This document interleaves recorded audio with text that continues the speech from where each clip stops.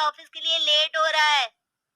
इस पर प्रियंका किचन में से दोनों के नाश्ते की प्लेट्स लेकर बाहर आती है। लो भाई, आप दोनों का नाश्ता। किसी को भी 1 मिनट का सब्र नहीं है।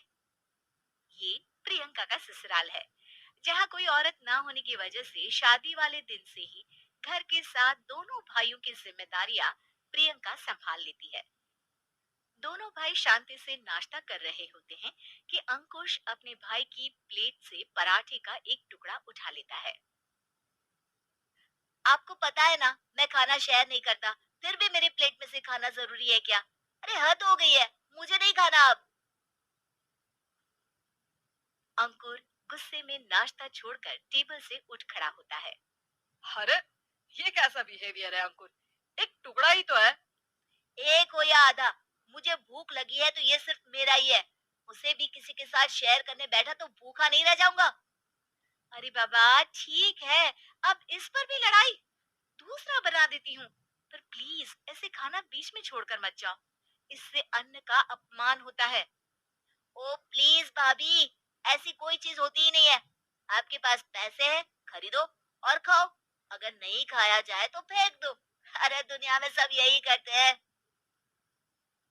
अंकुर बैग उठाकर ऑफिस के लिए चला जाता है, जिसके पीछे उसका बड़ा भाई मायूस सा घर में खड़ा रह जाता है।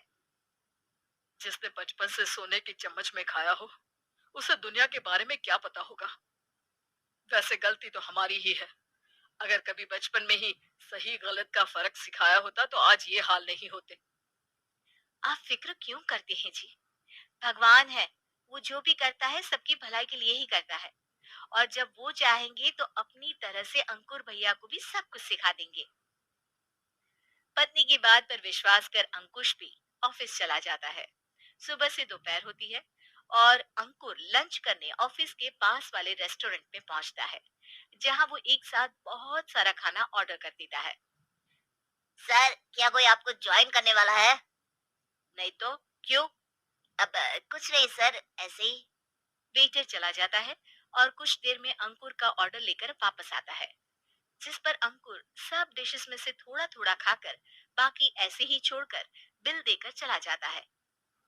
वाह भगवान तेरी माया, कहीं कोई एक एक टुकड़े के लिए तरसता रहता है और ये 5 लोगों का खाना ऑर्डर करके एक का भी पूरा नहीं खाते। पैसे वालों की माया। वेटर टेबल साफ कर बचा हुआ सारा खाना लेकर रेस्टोरेंट के पीछे घूम रहे बच्चों के पास पहुंच जाता है, जिसे देख बच्चों के चेहरे खिल उठते हैं। वाह, आज इतना सारा खाना आया। थैंक यू भैया, भगवान आपको खाने की फैक्ट्री बना दे। अगर ये फैक्ट्री मेरी होती तो तुम लोगों को कभी किसी का झूठा बचा हुआ खाना नहीं खाना पड़ता। चलो तुम लोग खाओ, पर ध्यान रखो किसी को पता ना चले, नहीं तो मेरी नौकरी चली जाएगी। इसी के साथ दिन बीतता है और रात को दोनों भाई एक साथ घर पहुंचते हैं। कुछ देर में सब डिनर करने बैठते हैं, जहां अंकुश अंकुर को समझाने की कोशिश करता है। अंकुर, अगर हमें लाइफ में सब कुछ मिला है, इसका ये मतलब नहीं कि तुम उसका गलत फायदा उठाओ, बल्कि तुम्हें उसकी मदद से दूसरों को भी मदद करनी चाहिए। भैया जिनके पास नहीं है उनकी वजह मैं तो नहीं ना। और ऐसे बहुत लोग हैं जिनके पास सब कुछ है। इसलिए अगर मैं एक इंसान कुछ नहीं करूंगा तो कोई फर्क नहीं पड़ने वाला। तुम्हारे भैया बस एक चीज समझाना चाहते हैं कि जिस चीज की हमारे पास कमी नहीं है, उसे बर्बाद करने से अच्छा है कि लोगों के साथ शेयर करें। इससे हम सिर्फ सामान नहीं, खुशियां भी बांटते हैं। और इसमें तुम्हारा ज्यादा कुछ तो जाएगा नहीं। भैया भाभी की बात सुन अंकुर कुछ बोले बिना उठकर चला जाता है। इसी तरह दिन बीतते रहते हैं, जिसमें अंकुश और प्रियंका कोशिश तो बहुत करते हैं, पर अंकुर पर किसी भी चीज का कोई असर नहीं पड़ता। एक दोपहर अंकुर सैंडविच खाते हुए सड़क के किनारे चल रहा होता है। तभी उसकी नजर आइसक्रीम वाले पर पड़ती है और वो सैंडविच सड़क किनारे फेंक आइसक्रीम खरीदने पहुंच जाता है। अब इसे कहते हैं जिंदगी का सुख। जैसे ही अंकुर आइसक्रीम लेकर पीछे मुड़ता है, तो एक आदमी को सड़क से वही सैंडविच उठाते हुए देखता है। वो आदमी बहुत कमजोर, गरीब, जैसे बहुत दिनों से खाना ना खाया हो वैसा लग रहा था। अंकुर उसके पास जाकर खड़ा हो जाता है उसे देखकर आदमी सैंडविच अंकुर की तरफ कर देता है। आपको भी खाना है क्या?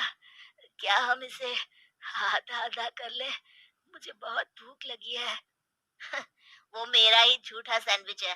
तुम दूसरा खरीद कर क्यों नहीं खा लेते? इसे क्यों खा रहे हो? अरे भैया, अगर खरीदने के पैसे होते तो 4 दिन से भूखा नहीं घूम रहा होता। है? क्या? तुमने 4 दिन से कुछ नहीं खाया, फिर भी इस आधे सैंडविच को मेरे साथ बांटने के लिए तैयार हो गए? क्यों? अरे भैया, पैसा नहीं है तो क्या हुआ? इंसानियत आज भी उतनी महंगी नहीं हुई, और ना ही उस पर अमीर गरीब का टैग लगा है जो हम उसे रख ना सके। पर अफसोस, आजकल लोगों के अंदर पोषण, खून या विटामिन से ज्यादा इंसानियत की कमी होने लगी है। आदमी की बातों से अंकुर को समझ में आ जाता है कि वो आज तक कितना गलत काम करता आ रहा था।